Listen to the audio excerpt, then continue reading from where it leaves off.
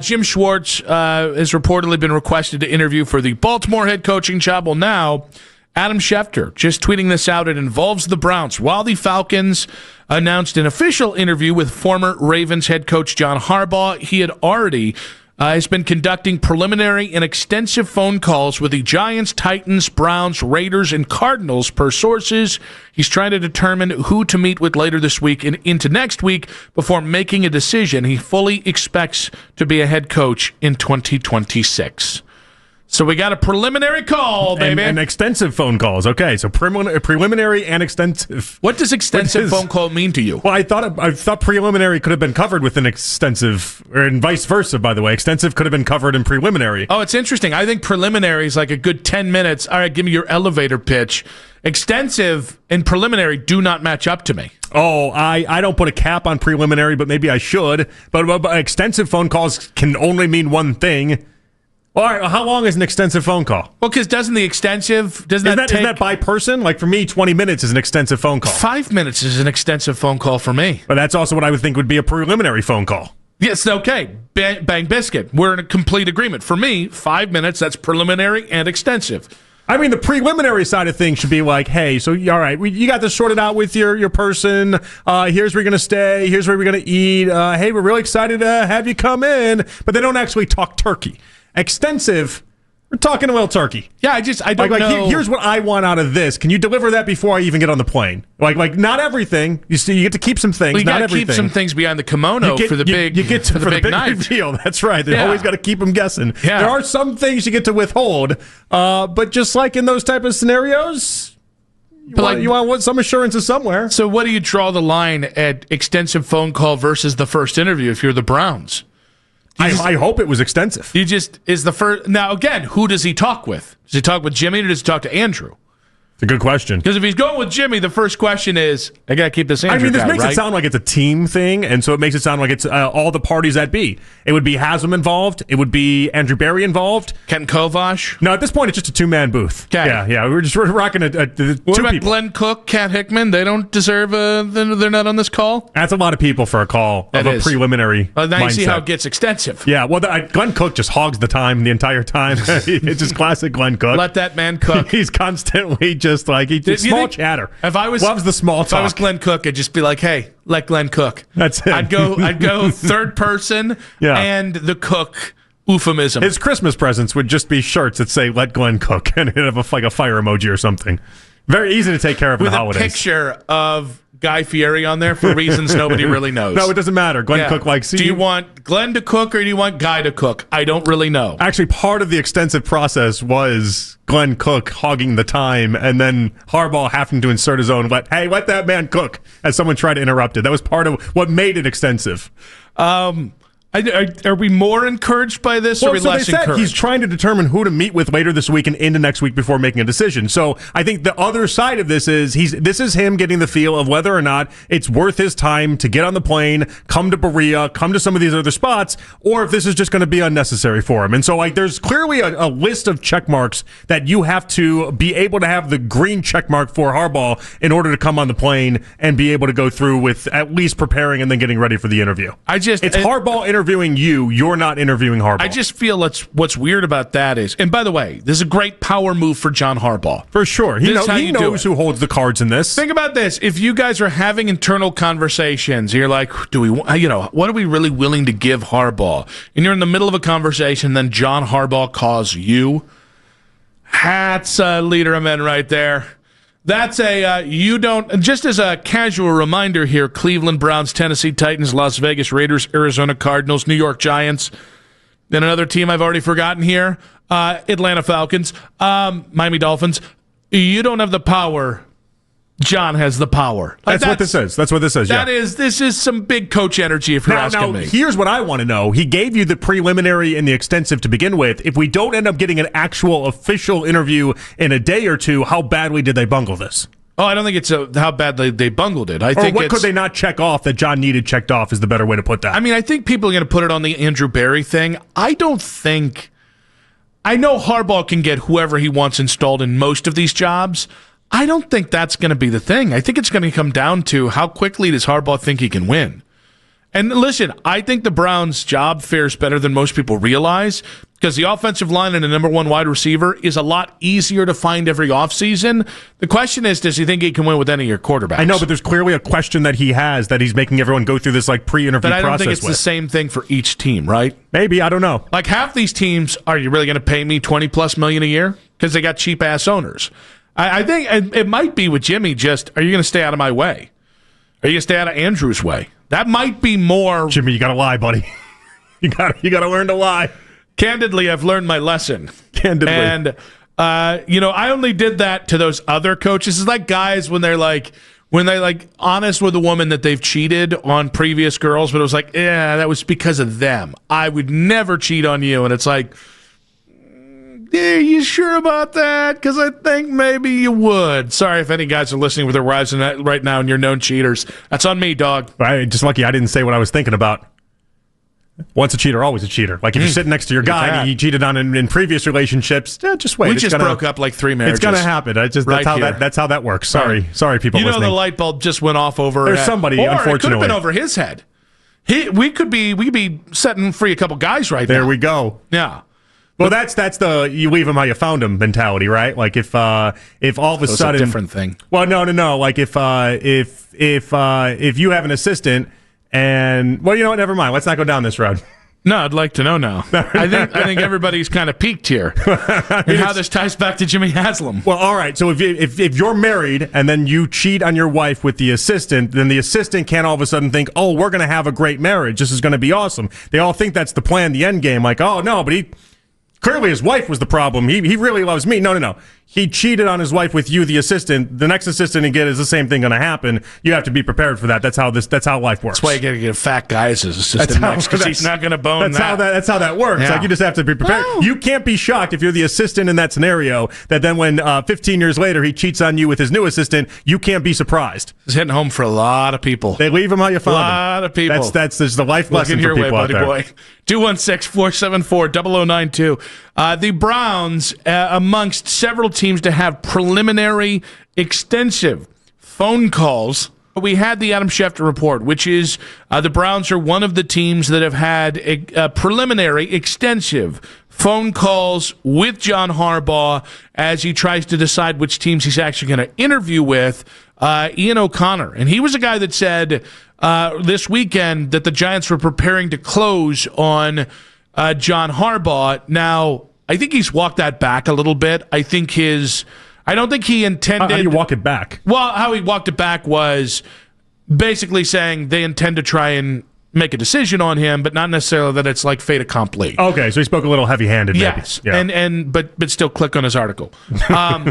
He has quote tweeted the Falcons who have said, we have interviewed John Harbaugh for their head coaching job. We talked about that about 30 minutes ago.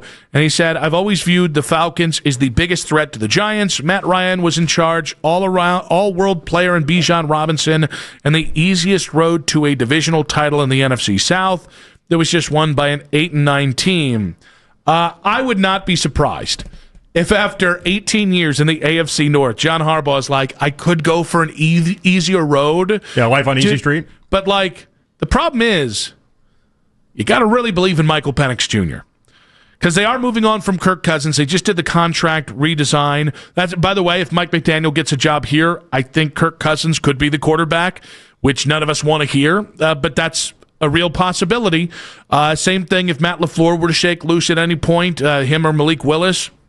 But you're going to have to believe in Michael Penix Jr., and the same problem that reportedly people think is in Cleveland, that Jim Schwartz is, the Browns would like him to stay as the DC.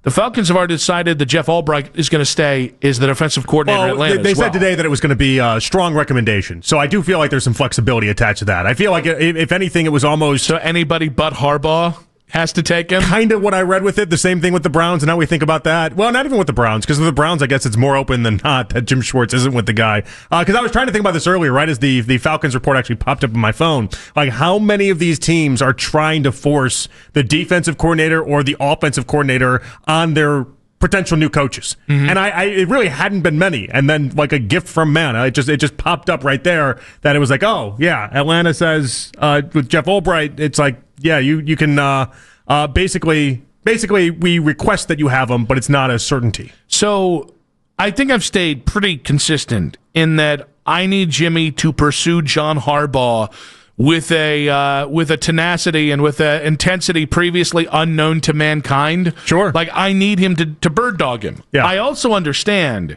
that there has to be interest in both parties. And Jimmy could throw out $30 million a year. It's not going to matter if John Harbaugh just looks at every other job and says, those are better jobs for what I want. Well, that's where we got to figure out what he's motivated by. Yeah. And I don't know at 63, given that he's been an NFL head coach for 18 years, so and comes from a football family, he's worked in football. I don't know that money's going to be the end-all, be-all, other than money as a sign of power. I do think power is going to matter, but it might be as simple as Andrew Berry can stay and pick the players as long as I have control of the 53-man roster. Well, I would imagine some of the things that he wants is some of the things. I think about this with the Browns, with Haslam, and how many different people come from situations where they didn't even know that an owner could be problematic, etc. The thing about the Ravens ownership with Biscotti was that he was very, very involved while giving off the idea and the perception that he isn't. Yeah. So, like, most people think that he's not involved, but if you talk to people around the league, he was incredibly involved. And so the thing I think about with the Browns kind of losing in this regard is that I don't know that Harbaugh wants to go through with a very involved owner once again, because if you've been involved with that, and he clearly just, the reason why he got fired is because he lost out that power battle where the owner wanted one thing, even when like Sashi Brown is trying to save him. I just don't know if you sign up that easily for that. But Arthur Blank is very involved too. He's a much better owner, but he's a very involved owner. I don't know Arthur is a better owner. I don't know. And maybe it's just by process of elimination. Arthur's made a lot of whoopsie daisies over the last 6 or 7 years that it's the same thing with Stephen Ross, where Stephen Ross kind of has this, well, he's a meddler, and he's fired a lot of coaches. Well, Ross is 100% a meddler, and he's definitely a problem. He's also 100. You see the problem. He's 85, okay? He's 85. That's older than Arthur Blank, who's a spry 83. I was going to say he's got to be close. He's got to be close. I prefer my younger owner. I looked up Stephen Ross the other day. That's how I know he's 85. I don't know how old. I always thought Arthur Blank. 83 on the dot. Look at my knowledge of old-ass owners in the NFL. He looks like death. Well, like 90. There's no other way around it. When you meddle with coaches this much. Stephen Ross has aged much better than Arthur Blank has. He also lives in Miami. Arthur Blank looks like he's been 95. They've got all the good drugs in Miami. For like 15 years. Atlanta, that's a place. It's been a really long time. He's looked really, really old. Like, you go to the middle of Florida, not good Stephen drugs. Ross could get to some tables over there in Miami still and be like I don't know, almost formidable. I'd rather not. Wouldn't you think the Miami Sun would really just wear on him? Can I tell you? So I have said, pursue him with a tenacity. You got to go after him. You got to bird dog him, right? Yeah. If he says no, he says no. Yeah. But you got to try. But if he says no, there is a part of me that I'm going to treat John Harbaugh to the Browns as the Browns are being used as leverage until John was named the Browns head coach, right? Meaning, like, maybe this is protecting myself, but do I think that the Browns are probably third or fourth on his list? Yeah, I think right now the Browns have to make up the difference that the other NFL franchises have on them, right? So I'm going to treat that the Browns, because of Jimmy Haslam's reputation as a guy that, with the Deshaun trade and going the extra mile and the personal touch and all this stuff, I'm going to treat this that way just because I think that's probably more fair to the Browns in this situation. Like, the Giants fans, if they don't get John Harbaugh, they should talk about it like they fumbled the generational bag, because that seems to be the job he's most interested in. The Falcons at this point, everyone's pointing to Miami so much that if they don't get him, they should be treated like, you must have really screwed this up. If the Browns don't, to me, it's almost a no-lose situation for the Browns, because if you don't get him, the response should be as probably longer odds than the other jobs anyway. Yeah, no one's got the expectation. But then shouldn't he have started with the Browns? If he's going to use the Browns as leverage, wouldn't you have wanted their all-in, push the chips in the middle of the table, basically deal, and then you take that to other teams? I don't think you need it yet. I think this is the, hey, just so you know, they're involved. What team is he trying to do this for? I would think it'd be New York. Yeah, I would too. And so, like, if that whole goal, I guess as long as you're ahead of New York then, and then you present all this and everything that everyone can offer to the Giants and say, this is what I need, here you go. I mean, listen, I think the Mara family is less likely to throw their GM over the side of the thing to make way for Harbaugh than the Browns are. I think the Mara family is a lot less likely to pay. Which is wild because Joe Shane should have been fired after this year. Well, but they are a chintzier franchise. I think it's more about this is going to sound like I'm taking a shot at the Haslams. They're very conscientious of how their word is portrayed when it comes to making a promise to somebody. That doesn't mean it's real. It doesn't mean they're better than, quote, the Haslams, but it's a perceptional thing that they take very seriously. I also think the Mara family and the Tisch family are chintzy. They don't spend a lot on coaches and GMs. They don't. They're not Mike Brown, but they're not Jimmy Haslam, who was unafraid at one point to pay 3 different head coaches at one time. So I think that's another thing, that if you want $20 million a year and you're John Harbaugh, you're going to have to pry loose with another team. I don't know Arthur Blank does it in the same way that Jimmy Haslam does it, just because of Jimmy's wild card reputation. Part of what I've wondered within why the Belichick thing fell through with Arthur and the whole thing with the Falcons was whether or not Belichick was asking for too much money. Like, because you didn't have to pay Raheem Morris nearly as much as you had to pay Belichick. It's part of the thing we talk about with the Raiders. Raiders are paying so many coaches right now so much money, but Al Davis and the Davis family really doesn't have a lot of liquid to themselves. They don't. They're a really poor NFL franchise, all things considered. They're not going to be able to spend $30 million in order to go ahead and try to get that done, $30 million a year. I also think it's interesting. You mentioned the thing about Arthur Blank, and again, he is thought to be a very nice man and a very considerate man and somebody that treats people very well. He gets treated like a Disney grandpa. He does, and I think there's a reason. Again, another guy that I think is really good with the media in a really cool way. That being said, this is a guy who, when his organization was still in the path for the playoffs, still had a chance to make a run for the division, started undermining his current GM and head coach, who, as he was undermining them, went out and basically made a late push for the division. I know they ended up coming up short, and that they won the Final Four. The best they could do was kind of play spoiler. Final Four games, They ended up 8-9. Yeah. Like, this is a guy who, like, in October, decided Matt Ryan was going to be his football of operations, even though they went through a totally legit search just now. So, like, I would imagine that's a huge thing that Arthur Blank has to answer to. I don't see why Matt Ryan is all of a sudden a guy that John Harbaugh can go, this is why I want to go there. Do you also think it was funny how the CBS desk did like this whole farewell thing for Matt Ryan? Yeah, he was on that for 2 years, and he was unforgettable. He was not good at it. It was only 2 years, and they acted like it was like Jim Nantz stepping away for the final time. Yeah, it was really weird. What was that? And by the way, is Tom Brady the only guy that gets to circumvent every rule when it comes to broadcasters and owners in football? Because I should see no reason why Mr. Football Ops, Matt Ryan, who basically has the same role that Tom Brady does, just without, minority ownership, why he couldn't stay on his crappy job. It's way less involved than what Brady's is. Oh, because Brady meets with the teams and actually discusses things that are on the inside. Matt Ryan was just showing up on Sundays and talking. So it's a train wreck. It's a train wreck. Atlanta is a bit of a train wreck. Yeah, but they have good pieces, though. You have Bijan, you have Drake London, like you have some good pieces. But you have pieces. Myles Garrett is a real piece. I'm not saying the Browns don't. I think the Browns are in play here. But I think that's what's funny to me is I don't see Harbaugh with Atlanta just because it just seems like a weird fit to me. I never thought Harbaugh to Atlanta. I don't love the logic of, Harbaugh wants to compete. Right, you think Harbaugh's going to go that division because he wants life on easy street? Like, that doesn't add up to me either. Also, he's 63. He wants to win a championship. I don't know. It's just weird to me. It's a weird fit. However, that I think is the thing that the Browns aren't getting enough credit for. And again, I'm not talking about just about Harbaugh. I'm talking about in general. Guys have got a lot of great pieces on defense. And even if we go to the younger crowd, Carson Schlesinger, Mason Graham, Tyson Campbell's interesting because you just traded for him, and we'll see how much that factors in. But you have 4 or 5 cornerstones of the defensive side of the ball, and I'm going to say that that other coaches pay attention to Fannin and Quinshawn as I'm pretty sure they're going to look at those guys as building blocks too. So it's weird to me that like Bijan's an incredible player. Bijan's great. All-world player. Who would you rather have on your team for the next 3 years? Myles Garrett or Bijan Robinson? I'm going to guess people are still going to say Myles Garrett.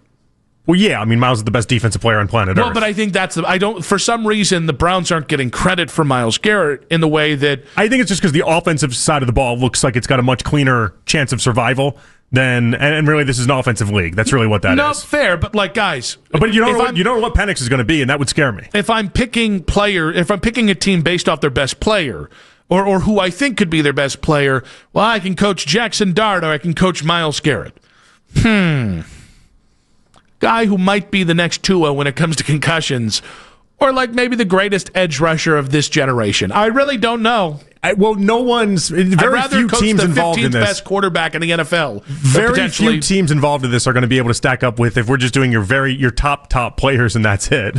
Because ours is Myles Garrett. So it's not. But you have to add more than that. No, totally fair. I think it's more that for some reason the Browns are looked at as an absolute abyss. This isn't the Browns anymore. Like this is whoever this head coach is. Isn't stepping into the same job. Every team has guys, too, right? Like, if you talk about the Giants, we can go through Malik Neighbors and then Scadaboo and then Abdul Carter and Thibodeau and all those guys. Raiders, we can bring up Max Crosby. Then we can bring all sorts of different guys. But I think best tight end in the game and Brock Bowers. But I don't think the Browns are getting their credit for that. Okay. So, like, I'm hearing about Malik Neighbors and Jackson Dart, New York. So when we say Browns, you should be saying Myles Garrett and then Carson Swessinger. I would say Denzel Ward. Harold Fannin Jr. Like I would go Myles Garrett and Denzel Ward. That's how I would start that convo. But then I think a lot of people, everyone just skews so much of the offensive side of the ball that we get lost in that a little bit. Harold Fannin Jr. baby, BG's finest. I'm sorry to tell you this, but Brock Bowers and Harold Fannin Jr. aren't in the same class right now. Okay, we can step outside now if you want to.